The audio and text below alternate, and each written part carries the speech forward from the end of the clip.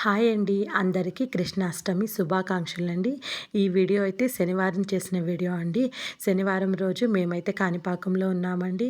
ఎందుకంటే కాణిపాక విఘ్నేశ్వర స్వామికి అయితే కళ్యాణం జరిపించడానికైతే కాణిపాకానికైతే వచ్చామండి. కళ్యాణం టైమింగ్స్ వచ్చి 11 అండి. 10:30 కల్లా అయితే మనం టెంపుల్ లోపలైతే ఉండాలి. ఇప్పుడు మార్నింగ్ అయితే 9:30 అయింది. మేము టిఫిన్కి అయితే వెళ్తున్నాము. టెంపుల్ దగ్గర టిఫిన్ అయితే తిందామని చెప్పి బయలుదేరుతున్నామండి. టెంపుల్ దగ్గరికైతే వచ్చేసామండి. టెంపుల్‌కి ఆపోజిట్‌లోనే ఉంటుందండి సరవణ హోటల్ అని. అక్కడైతే టిఫిన్ అయితే చేస్తున్నామండి. ఇక్కడ టిఫిన్స్ అయితే చాలా బావుంటాయండి. టిఫిన్ తినేసేసి, టీ తాగేసేసి టెంపుల్ లోపలికైతే వెళ్దాము. మనం మొదటిగా ఏ శుభకార్యం తలపెట్టినా గణేశునికి పూజ చేసిన తర్వాతే మనమైతే ఆ శుభకార్యాన్ని అయితే మొదలు పెడతాము. ఎందుకంటే గణేశుడు మనకి ఎలాంటి విఘ్నాలు ఎదురు కాకుండా విఘ్ననాయకుడిలాగా మనకు నిలబడి మన కార్యాన్ని సక్సెస్ఫుల్‌గా అయితే ముందరికైతే నడిపిస్తాడండి. అందుకని మనం ఏ శుభకార్యానికైనా మొదటిగా అయితే గణేశుని పూజ చేసిన తర్వాతే అయితే మనమైతే మొదలు పెడతాము. మనం భగవంతుడికి మొక్కులు మొక్కుకుంటాం. ఎందుకో తెలుసా? మనం కోరిన కోరిక చాలా కష్టంగా ఉన్నప్పుడు, అది మనం చేయలేకపోతున్నప్పుడు భగవంతుని ఖచ్చితంగా సహాయం అయితే అడుగుతామండి. భగవంతుని సహాయం తీసుకున్న తర్వాతే అయితే మనకది సక్సెస్‌ఫుల్‌గా అయితే మనం చేయగలము. అందుకని భగవంతుడినైతే మనం మొక్కు రూపంలో అయితే ఆయన్ని సహాయం అయితే అడుగుతామండి.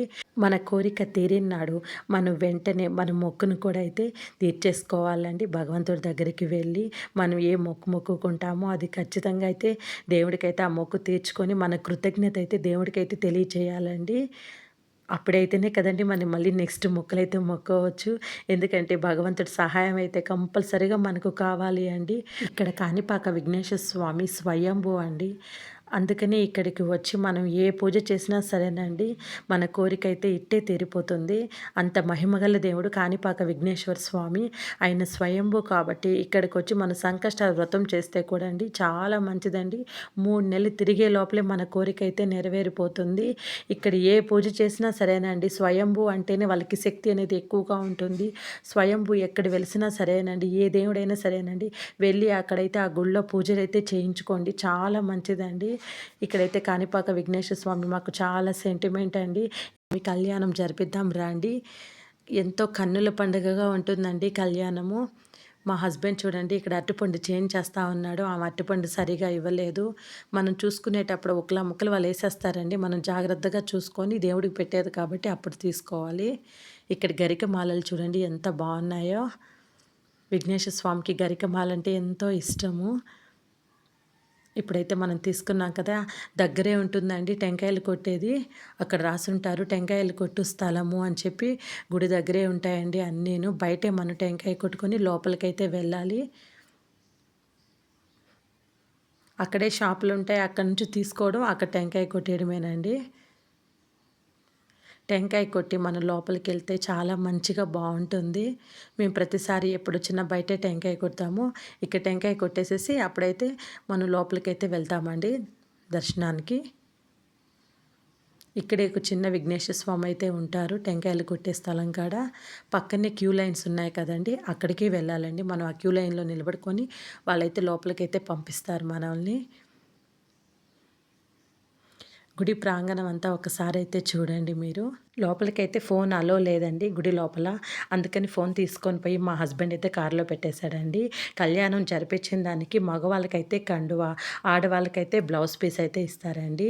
కళ్యాణం అయితే చాలా బాగా అయితే జరిగిందండి. కన్నుల పండగగా ఉందండి. విఘ్నేశ్వర స్వామి కళ్యాణం చూడడం మాకు ఎంతో సంతోషంగా ఉందండి. సిద్ధి, బుద్ధి సమేత వరసిద్ధి విఘ్నేశ్వర స్వామి కళ్యాణం ఖచ్చితంగా అయితే కాణిపాకం వచ్చి దర్శించుకోవాల్సిందేనండి. మీరు కూడా ఖచ్చితంగా కళ్యాణానికి అయితే బుక్ చేసుకోండి ఆన్‌లైన్‌లో. లేదా అక్కడికొచ్చి మనం టికెట్లు తీసుకొనైనా కూడా సరేనండి కళ్యాణం అయితే చేపిచ్చొచ్చండి. తప్పకుండా మీరు కూడా అయితే కాణిపాకంలో అయితే కళ్యాణం జరిపించండి. చాలా బావుంటుందండి.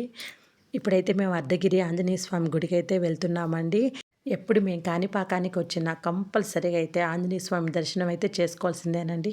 అర్ధగిరికి వెళ్ళి ఆంజనేయ స్వామిని దర్శించుకొని అక్కడ కోనేరులో నీళ్ళు తీసుకొని బెంగుళూరు అయితే వెళ్ళిపోతామండి. ఎంతో పవర్‌ఫుల్ టెంపుల్ అండి. అర్ధగిరి ఆంజనేయ స్వామి టెంపుల్ అండి.